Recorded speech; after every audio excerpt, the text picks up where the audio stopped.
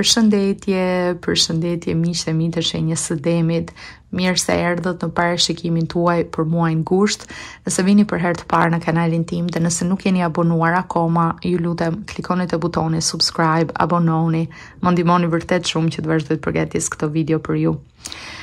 Duhet ju falenderoj nga zemra, e vlerësoj jashtëzakonisht shumë suportin dhe dashurinë tuaj. Duhet ju uroj të gjithëve një muaj të mbar dhe le të fillojmë menjëherë me javën e parë të gushtit. Gjatë kësaj jave shikoj që personat, veçanërisht personat që ndjekin një besim fetar, që kanë një organizatë të caktuar tek e cila shkoni, keni vite ndoshta që shkoni, që e ndiqni, mund të keni një person që e keni si mentor ose që mund të jetë kreu i organizatës, kreu shpirtëror i organizatës. Shikoj që diçka do ndodhi gjatë javës së parë të gushtit, ku do të zhgënjeheni. Ndoshta mund shikoni që personi në vetvete, se kemi të bëjmë me energjinë e priftit këtu, personi në vetvete mund të mos ketë ato karakteristika siç e ka paraqitur veten, mund të zhgënjeheni disi nga sjellja e këtij individi dhe ajo do t'ju sjell një lloj pikpyetje edhe për aspekte të tjera të jetës. Po flasim, aja vlen që të vazhdoni të shkoni në këto organizat, a i gjeni më veten tek pjesa e besimit, diçka sikur është thyer, nuk është më ashtu si më parë. Shikoj që keni disa pikpyetje. Edhe personat të cilët ndoshta nuk shkoni në një kishë ose në një xhami ose nuk keni një grup fetar të caktuar, por keni le të themi një person të familjes ose dikë që e shikoni si idhull ose e shikoni si një person që merr një shembull gjatë gjithë kohës, do ta kuptoni që edhe ata nuk janë aq perfekt sa që mund t'i keni lartësuar ju ose mund ta keni imagjinuar ju. Prandaj ka ardhur momenti që të merrni vendime për veten tuaj, të dilni nga ajo zona e komfortit. Shumë shpesh shikoj dema që përpiqeni të evitoni situata të mëdha. Ju pëlqen të jeni rahat, ju pëlqen të jeni në një situatë të njohur, le të themi. Demat nuk e kanë shumë qejf ndryshimet radikale, këtë pjesën që të flasin, të jenë agresiv ose të ngrejnë zërin, edhe kur ka diçka pa drejtësi, jeni natyra që gjithmonë doni atë paqen, atë kompromisin, nuk doni të shkundni shumë gjërat. Dhe këtë shikoj sidomos edhe në javën e dytë me letrën e kullës, që energjia është e tillë, duhet të dilni jashtë atyre rregullave, atyre traditave që mund të vinë, qoftë nga ana e familjes tuaj, qoftë që ju veti keni ndjekur deri në këto momente nuk ju përmbushin më. Diçka është konsumuar, gjërat nuk funksionojnë, duhet bëni një ndryshim. Këtë shikoj edhe me letrën e kullës, siç e thash në javën e dytë, më tregon që diçka në jetën tuaj nuk ka një bazë të fortë, nuk është ndërtuar në një bazë të fortë. Është një lloj se të ndërtojmë një godinë në tërmetin e parë që bie rrëzohet sepse nuk ka themelet, nuk i ka të forta. E njëjta gjë vlen edhe për ju. Kjo mund të vlej qoftë për aspektin e një lidhje të mundshme në të cilën ndodheni, që e ndjeni që nuk ka pasur atë dashurinë e fortë si bazë, si themel, dhe tani gjërat kanë filluar të lëkunden dhe ju për hatër të opinionit, për hatër le të themi të fesë, paragjykimit, të traditave, të rregullave, vazhdoni dhe mbani këtë marrëdhënie, por mund të jetë edhe për sa i përket pjesës së punës ose për të pasur atë sigurinë për të thënë nuk jam e kënaqur, nuk ndihem mirë, nuk më paguajnë sa duhet, po nuk dua të provoj diçka tjetër se ku i dihet, ndoshta ngelem pa punë fare, ndoshta mund të jetë mund të bie nga shiu në breshër, mendoj për më mirë dal më keq. Do të thënë këto pikpyetje që ju kufizojnë. Por çfarë kemi të bëjmë këtu me energjia e kullës e kthyer përmbys, është edhe energjia e Plutos. Dhe energjia e Plutos mirë është ta shikoni në hartën e lindjes ku e keni Pluton, se tregon në cilin aspekt të jetës ndodh ai ndryshimi radikal. Është i pa evitueshëm. Mund ta evitoni për një kohë të caktuar, por zakonisht kur energjia bllokohet, kur ju jeni të pa lumtur në diçka për një kohë të gjatë, edhe sikur ne vetë mos ta kemi atë guximin për t'i dhënë drejtim ose për ta mbyllur si kapitull, për të hapur diçka tjetër, e krijon vetë universi, Zoti, ëngjël, çfarëdo emri t'i vendosim, e krijon vetë situatën ashtu që ose largoheni nga puna, ju heqin nga puna sepse nuk keni një kohë gjatë që jeni të pakënaqur, ose marrëdhënia përfundon se vendimin e merr personi tjetër, jo ju. Pra diçka ndodh, nuk ka për të ndodhur në javën e dytë, por e shoh të mbledhur këtë tensionin që vlon nga brenda. Ju jeni ata që përpiqeni ta mbani qetësinë, ta mbani situatën në kontroll, të evitoni këtë ndryshimin drastik, sepse kjo është diçka që ju frikson. E shoh që jeni të friksuar në thelb, jeni të friksuar që do të humbisni sigurinë, dhe siguria, ajo ndjesia është baza e personalitetit, është baza, thelbi i të gjithë njerëzve. Ajo instikti për të mbijetuar, instikti për të qenë të sigurt, është dëshira kryesore që e kemi të trashëguar që në fillimet e krijimit të njerëzimit. Gjëja e parë që njerëzit bënin ishte e para njerëzit siguroheshin që ishin të mbrojtur nga kafshët e egra, nga gjithçka tjetër, nga dukuritë natyrore, dhe e dyta ishte ushqimi. Domethënë këto janë dy kryesore instiktet bazë fare që çdo njeri ka. Dhe ju e dini që kjo situatë që ju po e mbani, kjo godinë që po e mbani me thonjë, le të themi, kjo po e mbani sepse do shembet edhe do ju cënoj sigurinë tuaj, prandaj jeni kaq të trembur, prandaj keni këtë hezitim kaq të fortë që shikoj Dema.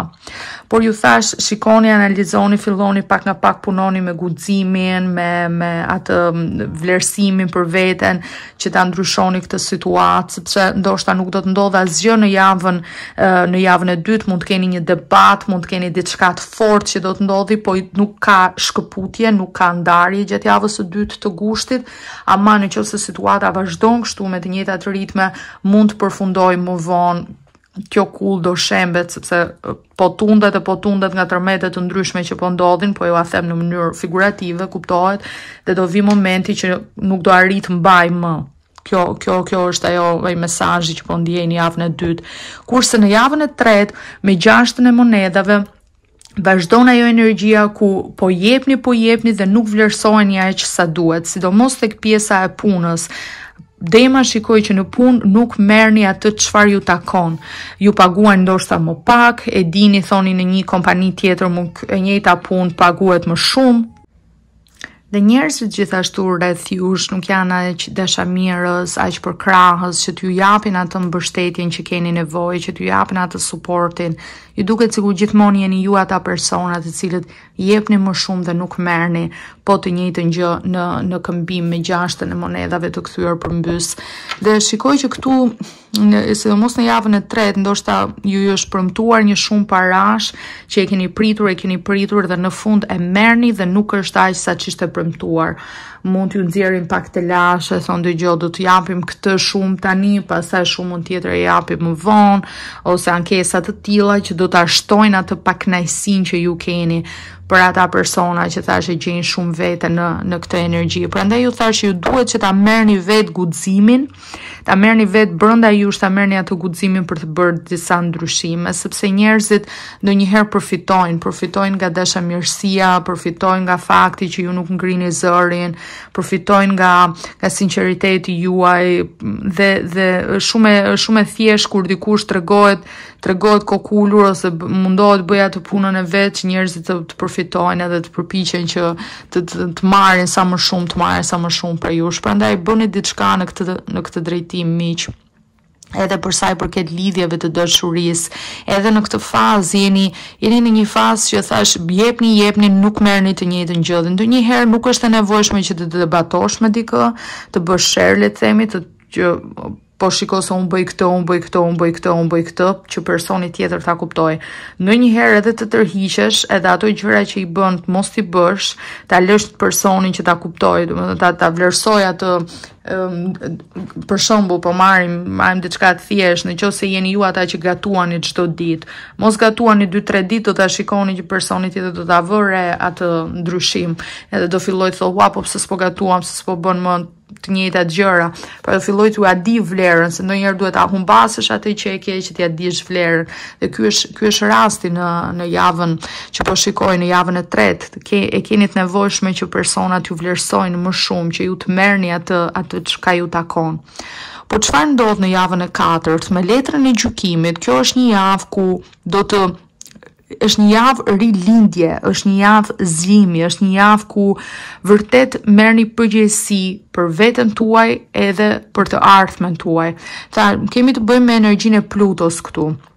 në energji e fortë, është një nga planetet që sjell ato rastet ekstreme, lidhet me atë shenjën e akrepit, tregon momentet në jetën tonë ose sferat të ndryshme në jetën tonë ku ne kemi ato ndryshimet radikale, jeta vdekje, domethënë ku diçka transformohet nga hiçi.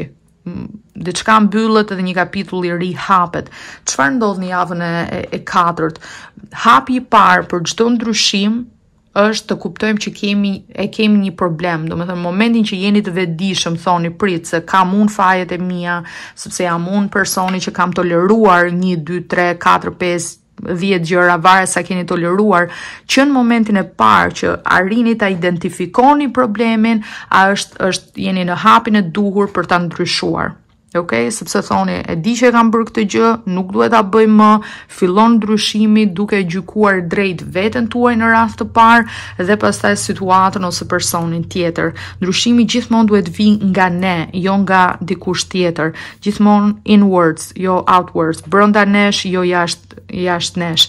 Sepse çfarëdo ndryshimi që ne bëjmë me veten tonë brenda nesh do të pasqyrohet edhe nga jashtë. Pastaj nuk ka nevojë që ju të ndryshoni partnerin ose partneren tuaj apo të ndryshoni ambientin e punës, se nuk po flasim kolektivin e njerëzit të tjerë, nuk i ndryshoni dot të gjithë. Deri në një farë pike duhet të ndryshoni veten tuaj në mënyrë që edhe në qoftë do të vazhdoni të jeni në atë punë, njerëzit ju respektojnë më shumë, nëse do të vendosni të zgjidhni një punë tjetër, mos përsëriten të njëjtat probleme që keni pasur në këtë punë. Pra, energjia është energji transformuese, është një energji rilindje ku lini pas çfarëdo sjelljesh që nuk vlen më për ju. Sjellje, thash, kjo pjesa e të qenurit kokulur, ka ardhur momenti të ngrini zërin, po të ngrini zërin jo thjesht me debat, me konflikt, të ngrini zërin ku jeni të qartë me veten se çfarë doni, e dini shumë mirë se çfarë meritoni dhe mbroni të drejtën tuaj. Këtë dua të them, miq. Nuk dua të keq kuptoni edhe të keni shpërthime, debate, jo, thjesht kërkoni atë çka ju takon, çfarë është e drejta për ju. Dhe vendosni kufizime, vendosni gjëra të prera, të qarta që dëgjo. Kam punuar, kam bërë më përpara 10 punë ose 10 detyra të ndryshme, paguajmë vetëm për 5. Do fokusohem tek këto të 5-ta, nëse kam kohë, mund të fokusohem edhe tek 5 të tjerat, më vjen keq, po ndikon tek cilësia e jetesës time, apo mund ta zgjidhni vetë fjalët se si doni që ta paraqisni, po e rëndësishme është që të shpreheni, të flisni, mos i mbani më brenda vetes tuaj. Po është një ndryshim që do të jetë ndryshim për mirë, ndryshim shumë pozitiv. Do thoni, wow, pse se pas kam bërë më përpara këtë gjë. Ajo çka do t'ju ndihmoj jashtëzakonisht shumë gjatë kësaj periudhe do të jetë nëse keni mundësi të gjeni këtë sigur, quhet garnet, dhe nga figura duket kjo është forma e papërpunuar, që duket goxha e errët në kafe të errët gati në të zezë, por forma e përpunuar e garnetit është në ngjyrë të kuqe, të thellë, kuqe gjaku, gati si rubin duket. E ngatrojnë shpesh me rubinin, është jo aq i kushtueshëm, kuptohet, rubini është sigurisht shumë më i kushtueshëm. Është një gujë që do t'ju ndihmojë jashtë masës, sidomos për personat që kanë edhe bllokim me çakrën e bazës. Kjo ndikon në zhbllokimin e energjisë, po ta mbani me vete, përdoret shumë në bizhuteri, në unaza, në varse, është shumë i përdorur sigur, por edhe në formë, nëse nuk e gjeni të punuar, edhe në formë natyrale, një pjesës të vogël ta mbani me vete, ju ndihmon që të ktheni guximin, ju ndihmon shumë që të riktheni pasionin për jetën, guximin, ndikon shumë edhe tek vetvlerësimi jon, se shumë shpesh kur nuk arrim të ngrejmë zërin, e bëjmë nga frika sepse themi nuk meritoj më mirë, apo a do arrit gjej më mirë, ajo frika ju ndrydh që mos flisni për veten tuaj. Duke mbajtur garnetin, duke mbajtur si gur me vete, duke përdorur qoftë si gur, qoftë si varse, ose në çfarë do lloj forme, duke pasur me vete, do t'ju ndihmoj shumë që të arrini ta çlironi, ta zhbllokoni këtë energji, t'ju japi këtë pjesën e sigurisë, shumë i përdorur për biznes. Për personat që kanë probleme, kanë biznesin e tyre, kanë pasur bllokime, keni frikë të merrni vendime, është gur që ju ndikon në mënyrë pozitive, gjithashtu është gur shumë pozitiv për personat që udhtojnë, nëse keni frikë gjatë udhëtimeve. Mendohet në kohët e lashta është përdorë sigur mbrojtës si hajmali, sepse mendoj që i tregon personit që e mban, e paralajmëron guri, e paralajmëron kur i afrohet rreziku.